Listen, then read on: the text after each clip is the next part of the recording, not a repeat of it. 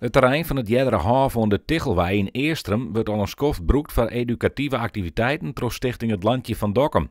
Zei ik Arne Sneun. Nu hebben we een herfstactiviteit waarbij allerlei kinderen allemaal activiteiten doen op het landje die met natuur te maken hebben, maar ook gewoon leuk en gezellig zijn. En wat is daar het doel precies van? Kinderen in de natuur laten spelen en ontdekken, want de natuur is de bron van voedsel, is de bron van leven. En heel veel kinderen komen niet meer buiten. En het is juist zo goed dat kinderen buiten komen, omdat het goed is voor hun hersenen, goed is voor hun ontwikkeling.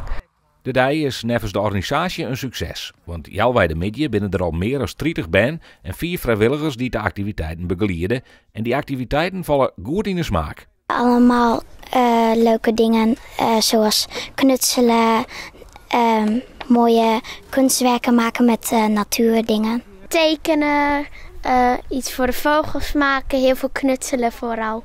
En wat is daar zo leuk aan? Nou, dat je gewoon heel veel kan maken met de natuur. Het is niet dat je helemaal niks mee kan, maar je kan er eigenlijk heel veel mee. Hout hakken, vuurtje fikken, lekker brood bakken. Hartstikke leuk. Het idee van het landje van Dokkum slaagt aan, want er binnen ook gearwerkingen ontstaan. We werken ook samen met de Kliester. De Kliester is het Natuur- en Milieu-educatiecentrum van de gemeente. Er zijn schoolklassen, groepen 3 tot met 5, die hier in het voorjaar en het najaar ook activiteiten kunnen ondernemen. Mensen die het graag als vrijwilliger ondergang willen om meer te leren hoe de natuur, binnen van harte welkom om haar te melden bij de stichting.